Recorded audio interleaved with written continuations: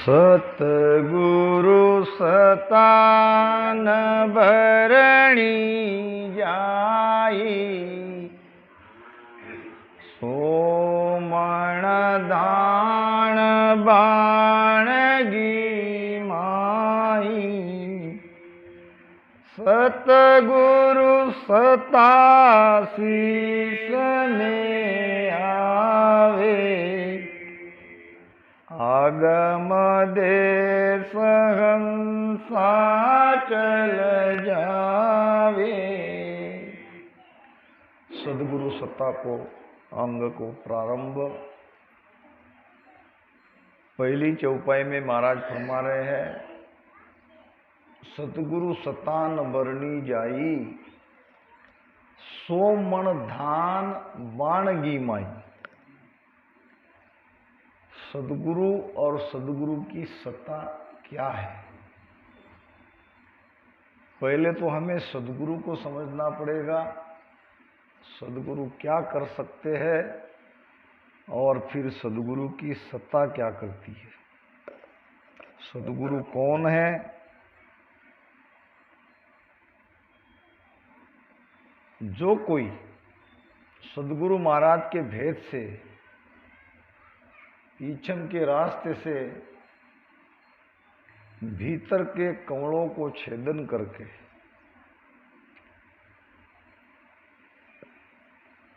अर्ध से उर्ध में जो अपनी चेतना को 10वें द्वार में पहुंचाने में सक्षम हुए हैं, कामयाब हुए हैं, वो है सदगुरु।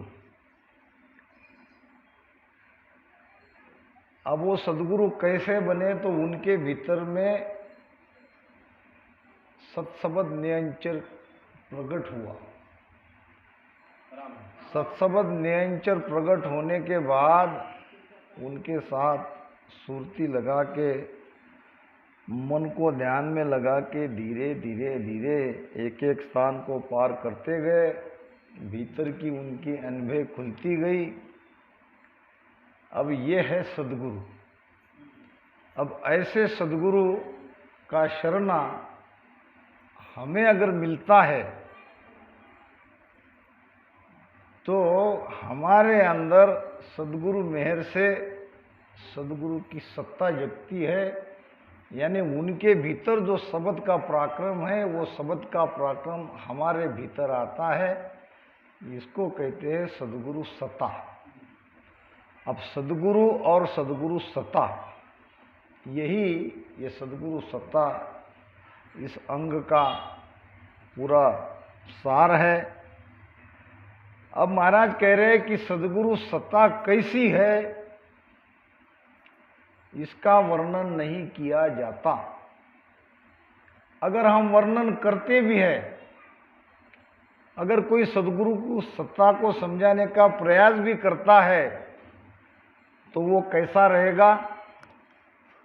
100 बोरे अनाज में मुट्ठी भर अनाज हम सैंपल के तौर पर लेते हैं, बस सैंपल से ही हम पूरे अनाज की क्वालिटी समझ जाते हैं। जो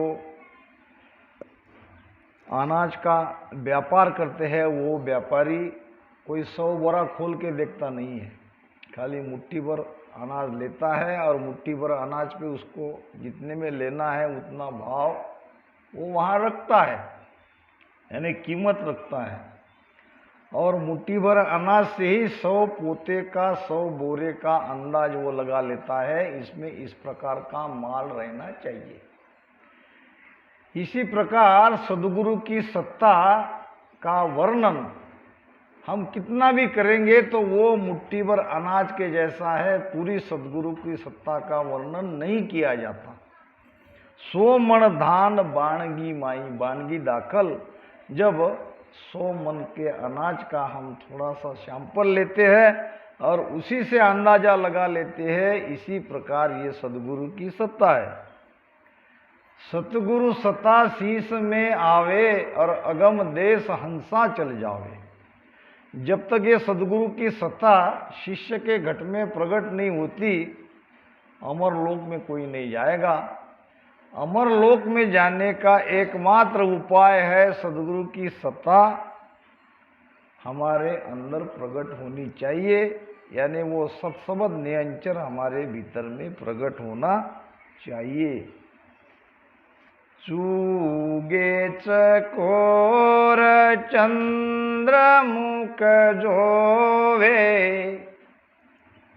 शीतल अगन किसी विद होवे,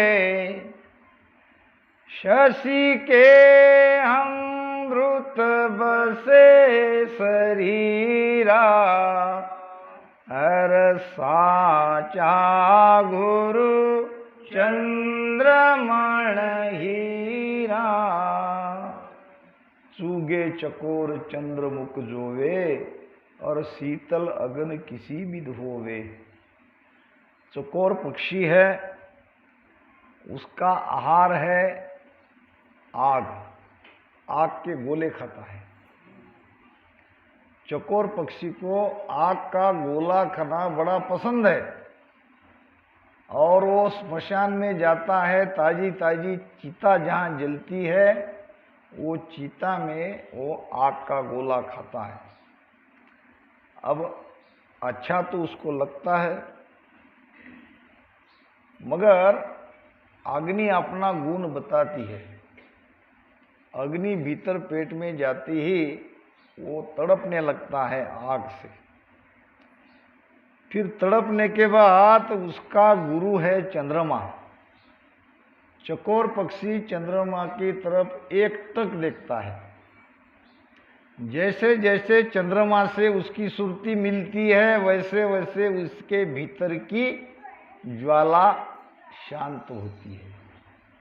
अब ये तो हुआ बाहर का प्रमाण, न हमने चकोर पक्षी देखा, न हमने उसको आग का गोला खाते देखा, और न उसको हमने चंद्रमा की तरफ तक लगा के देख के देखा, मगर ये चकोर पक्षी हम तो है।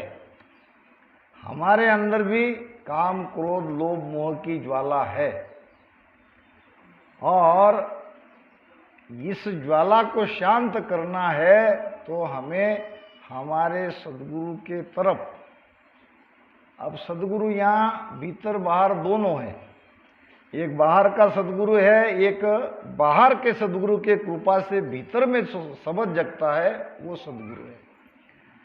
अगर भीतर के शब्द के साथ में सुरती लगाते हो और सुरती लगा के ध्यान करते हो, तो हमारे भीतर की ज्वालाग्नि यानी कामाग्नि, क्रोधाग्नि, जो भी आग हमारे भीतर लगी है, जिसके कारण हमें बार बार 84 में आना पड़ता है, ये ज्वाला शांत हुए बिगड़ नहीं रहती। अब वैसे तो ध्यान करते समय प्रारंभ में हमें गुरु मूर्ति का ध्यान करना चाहिए। सतगुरु बदन निहार के माई मूरत देख, यानी सदगुरु को पहले देख लो, सदगुरु कैसे दिखते हैं, और उसको अपने भीतर में देखो। पहला ध्यान तो सदगुरु का करना चाहिए। ध्यान मूलम गुरुर मूर्ति, शास्त्र कहते हैं, वेद कहते हैं। ध्यान मूलम गुरुर मूर्ति, पूजा मूलम गुरुर पदम। अभी किसकी महिमा हो रही है? बाहर के सदगुरु। और मंत्र मूलम गुरुर वाक्य, गुरु ने जो आदेश दिया वही हमारे लिए मंत्र है। मंत्र मूलम गुरुर वाक्य, और मोक्ष मूलम गुरुर कृपा। मोक्ष भी क्या है? आखिर में मोक्ष सदगुरु कृपा से ही मिलता है। तो ध्यान मूलम गुरुर मूर्ति, गुरु मूर्ति का ध्यान करना चाहिए। वेद भी कहते हैं तो महाराज भी कहते हैं, घट भीतर दर्शन देऊं, मम मूरत निराकार, बाहर गुरु उपदेश दे, सो मेरो आकार। घट भीतर दर्शन देऊं मम मूरत निराकार। भीतर में जो शब्द के रूप में जो हमें उसका दीदार होता है, उसकी अनुभूति होती है, ये तो परमात्मा का निर्गुण रूप है। और बाहर में जो उपदेश देते हैं, बाहर में जो ज्ञान देते हैं, बाहर में जो भ्रम दूर करते हैं, ये है सद्गुरु परमात्मा का साकार रूप। यानी परमात्मा के निराकार और साकार रूप ये दोनों हैं। शशि के अमृत बसे शरीरा, और साचा गुरु चंद्रमण हीरा। शशि कहते हैं चंद्रमा को। अब चंद्रमा में अमृत है, मगर वो अमृत अमर करने वाला अमृत नहीं है। अमृत तो उसमें जरूर है। दरिया साहब ने कहा है, कोई कहे इमरत शशि माही बासा, कोई कहे इमरत शशि माही बासा।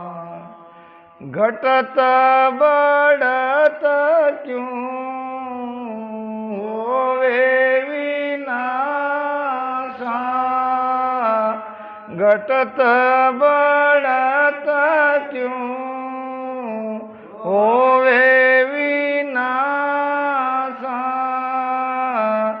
इमरत नीका कहे सब कोई, इमरत नीका कहे सब कोई। पिए बिना ओ रामा अमर न होई, पिए बिना ओ रामा अमर न होई।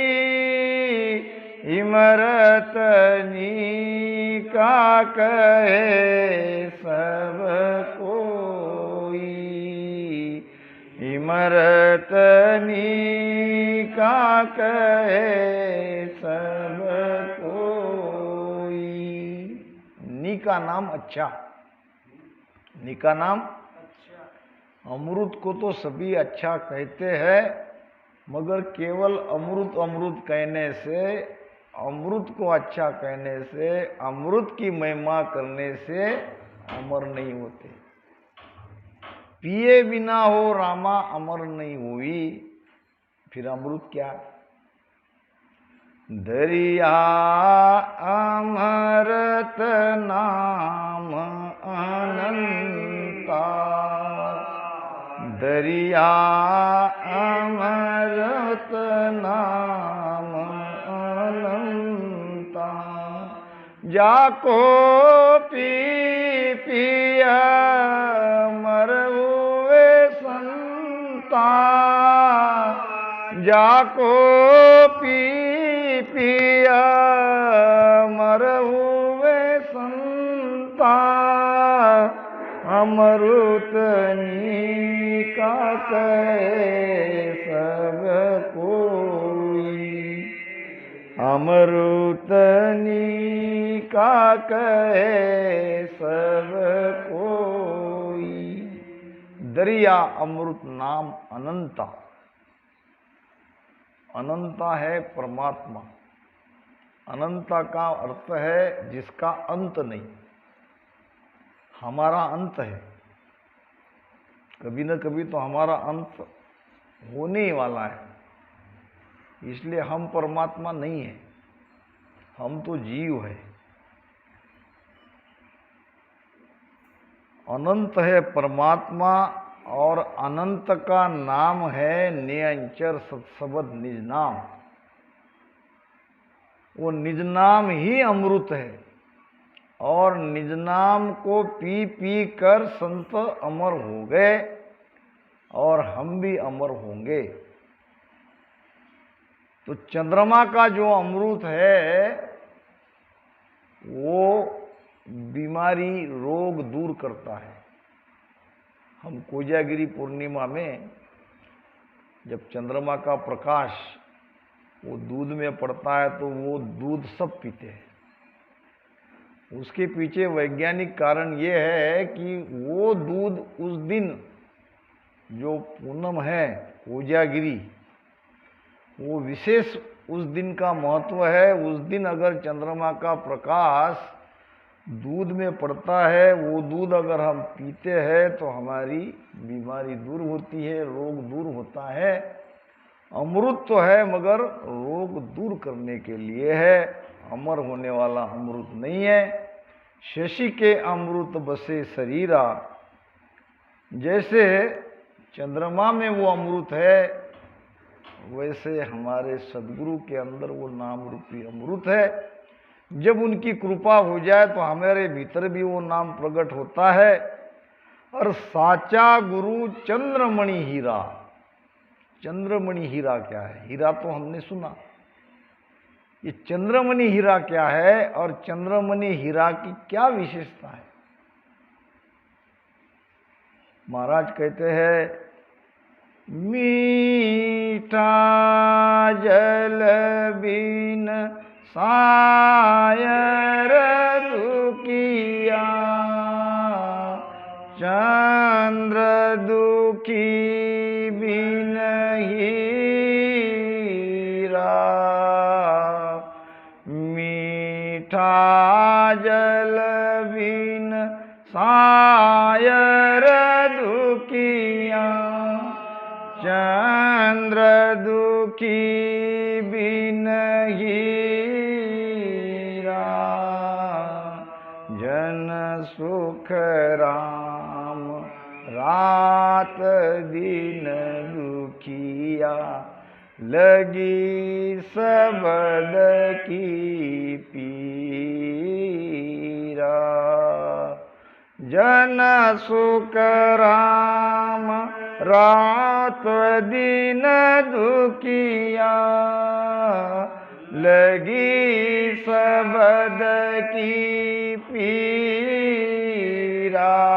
राम लगी शबद की पीरा।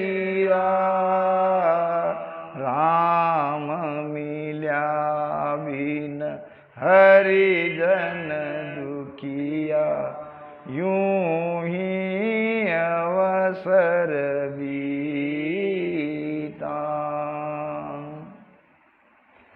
मीठा जल बिन सायर दुखिया। सायर नाम समुद्र। समुद्र में अथाह जल है, फिर भी समुद्र दुखी है। क्यों दुखी है? इतना पानी होके भी उसका जल कोई पीता नहीं, क्योंकि पानी खारा है। समुद्र का पानी खारा रहने से किसी के भी काम नहीं आ रहा है। अब वो बात अलग है, सूर्य के बाष्पीभवन से उसकी भाप बनती है, फिर भाप की बदली बनती है और बदली से वापस मीठा जल पृथ्वी पे बरसता है। ये तो एक परमात्मा की कृपा है कि ये सब चक्कर हो रहा है, चल रहा है, इसलिए हम जीवित हैं। अगर बारिश ही नहीं होती तो हम मर जाते। बारिश होती कैसे है? तो सूर्य के प्रकाश के उसके बाष्पीभवन से समुद्र का पानी वो अपने अंदर समा लेता है, फिर उसकी बनती है बदली और फिर बादल बरसते हैं टकराने से, तब होती है बारिश। तो मीठा जल बिन सायर दुखिया और चंद्र दुखी बिन हीरा। चंद्रमा दुखी है चंद्रमणि हीरा के कारण। और जन सुख राम रात दिन दुखिया, लगी शब्द की पीरा। पीरा नाम पीड़। शब्द की पीड़ जिसको लगी है वो रात दिन दुखी है। राम मिल्या बिन हरिजन दुखिया, यूं ही अवसर बीता। तो चंद्रमणि हीरा क्या करता है? चंद्रमा के प्रकाश से वो कांच को भी हीरा बनाता है। ये चंद्रमुखी हीरा की विशेषता है। जैसे कि एक राजा के पास किसी ने एक हीरा, अनमोल हीरा भेंट दिया, यानी बख्शिश दिया कि भाई इतना अनमोल हीरा है, मैं क्या करूं, आप राजा हो, आपके ही पास ये हीरा शोभा देता है। अब राजा ने रख तो लिया, मगर राजा को लगा कि इसकी कीमत क्या हो सकती है। प्रधान को कहा कि जितने हीरा के पारखी है सबको बुलाओ, मुझे इस हीरा की कीमत चाहिए, क्योंकि जिन्होंने हीरा लाया था उसकी भी इच्छा थी कि इसकी कीमत आप बता सकते हो, आपके नगरी में बड़े बड़े हीरा के जौहरी है और मुझे खाली इसकी कीमत बता दो और हीरा आप ही रख लो, आपके ही लिए लाया हूं। तो प्रधान के कहने पे नगरी के सारे हीरा के पारखी आए, मगर किसी को भी हीरा की जो वास्तविक कीमत है वो नहीं आंक सके, कीमत नहीं बता सके। कोई 5 लाख कहने लगा, कोई 6 लाख, कोई 10 लाख, कोई 8 लाख, कोई 2 लाख।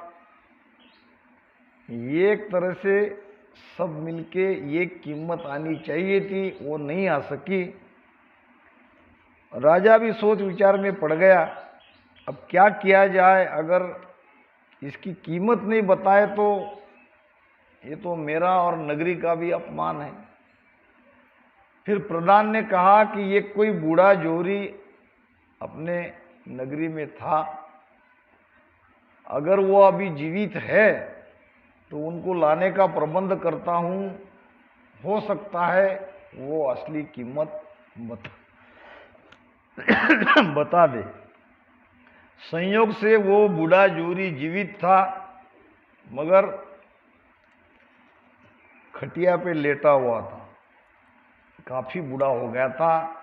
जब राजा का फरमान उसको सुनाया गया कि आपका सारा प्रबंध हम कर देंगे, आपको ले जाने की व्यवस्था कर देंगे, आपको खाली राजा को उस हीरे की कीमत बतानी है, कितनी है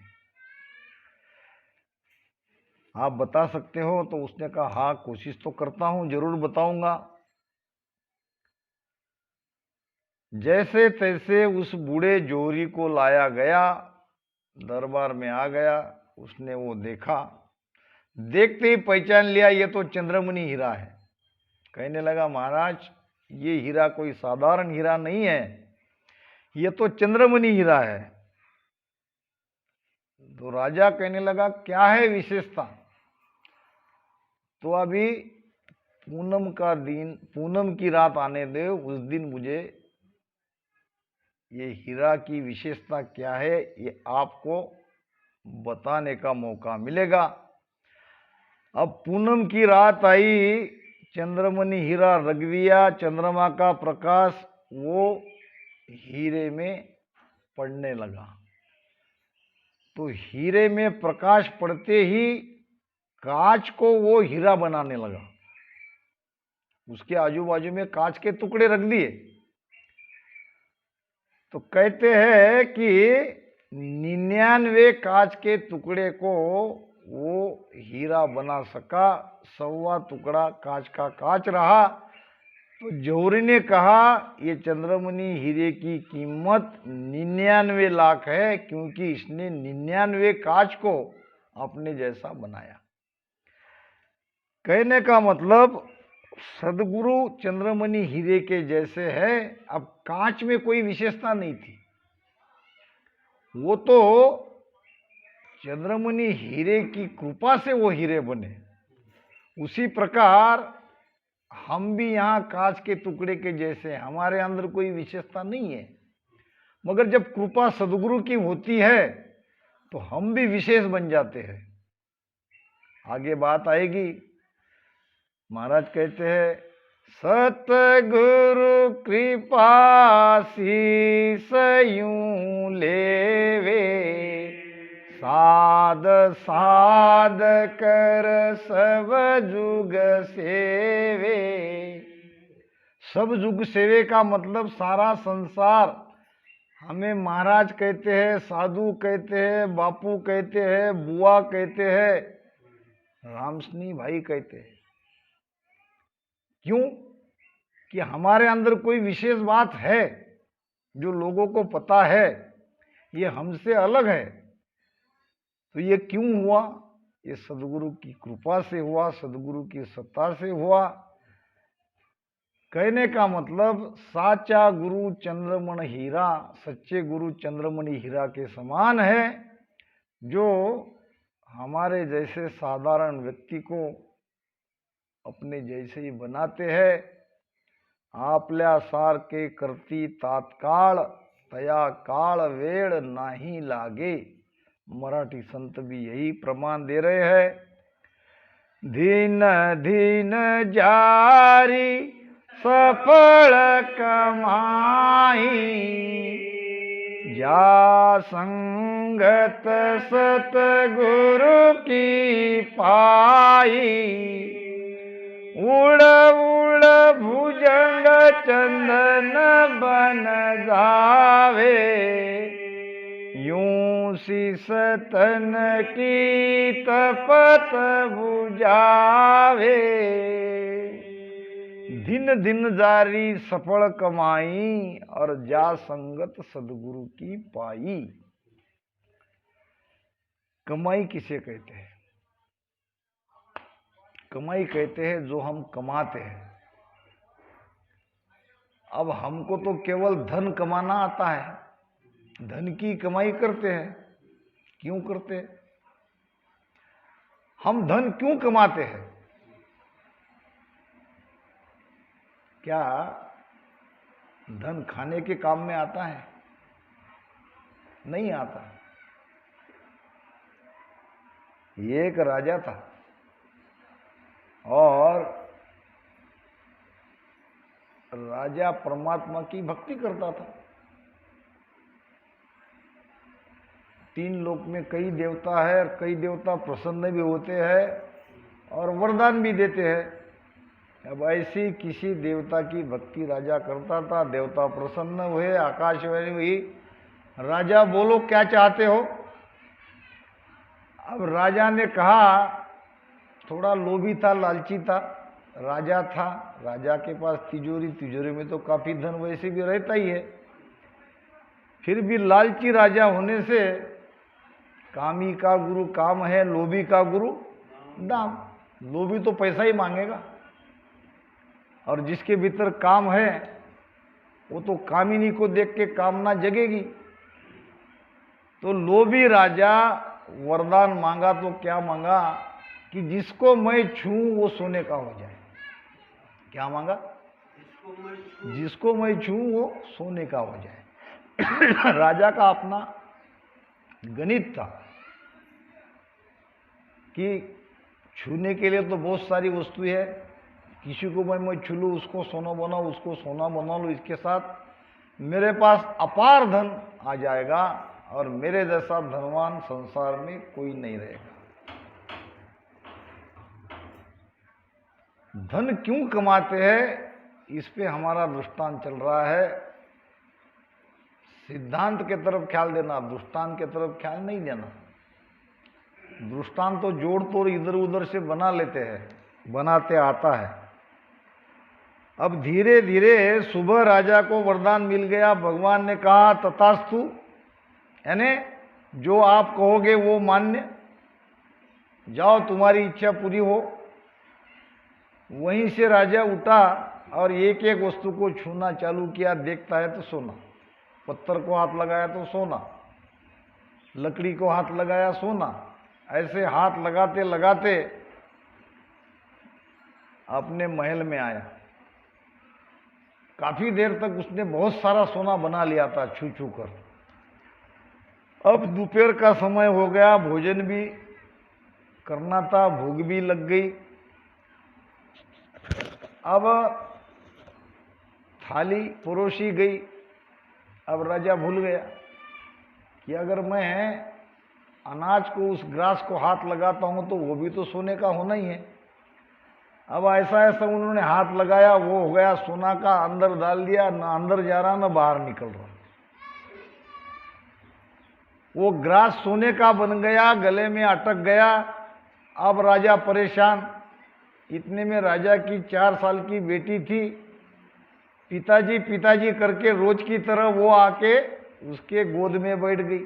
अब ये बोलना चाहता था तो आवाज नहीं निकल रही, मेरे पास मता, मेरे पास मता, इशारा तो कर रहा है, मगर लड़की कहाँ समझती। लड़की आके बैठ गई, लड़की बैठ गई सोने की।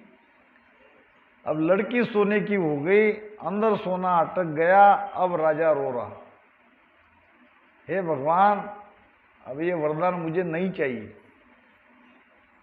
अब मैं तो तड़प तड़प के मरूंगा। मेरी बेटी पूरी निर्जीव हो गई, एक मूर्ति बन के मेरी गोद में है, और ये सोने का एक गोला ना अंदर जा रहा है ना बाहर आ रहा है। तो धन कमाने की क्या आवश्यकता है?